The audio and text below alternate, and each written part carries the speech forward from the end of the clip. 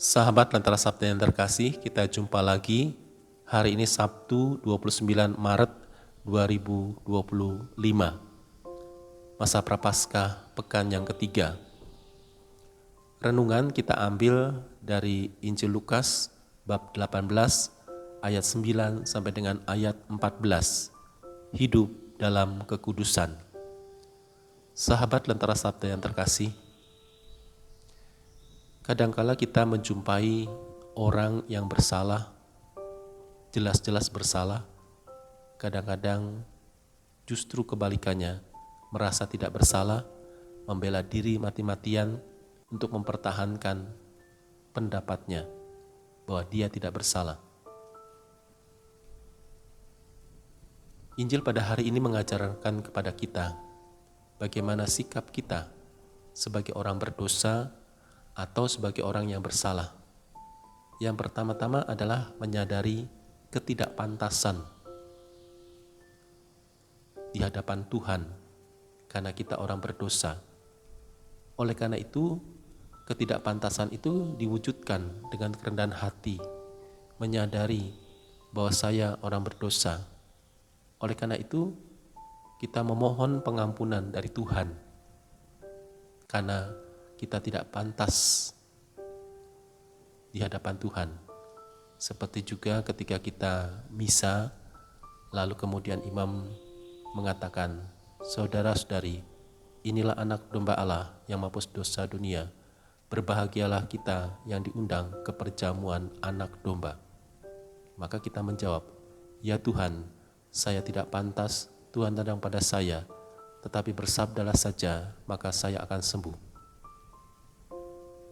Doa itu tentu mengalir dari kesadaran kita bahwa kita tidak pantas menjadi prioritas Allah.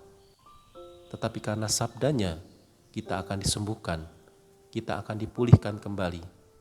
Dan di situ mengandung sikap rendah hati, sikap tidak pantas tadi, sehingga membiarkan Allah untuk mengangkat kita dari keterpurukan tadi, dari dosa dan pelanggaran kita. Tetapi yang kita hadapi kadang-kadang kebalikannya. Ada orang-orang yang berdosa, orang-orang yang bersalah, tetapi tidak mengakui kesalahannya. Kalau saya membaca di artikel, itu termasuk orang yang mengalami narcissistic personality disorder atau NPD. Jelas-jelas bersalah, tetapi tidak merasa bersalah, bahkan membela diri. Sahabat Lentera Sabda yang terkasih, maka kita harus menjauhi sikap-sikap NPD tadi, supaya kita semakin dibentuk oleh Allah dalam kepribadian kita. Kalau kepribadian kita terbentuk menjadi pribadi yang dewasa, maka otomatis iman kita juga terbentuk dalam kedewasaan. Kita semakin menyadari kebaikan Tuhan.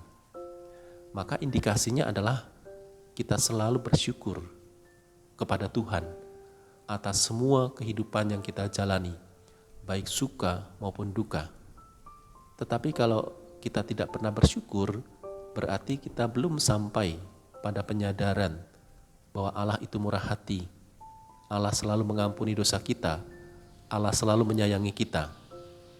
Maka kita harus sampai pada kesadaran itu, supaya kita mampu bersyukur atas semua anugerah yang Tuhan berikan kepada kita.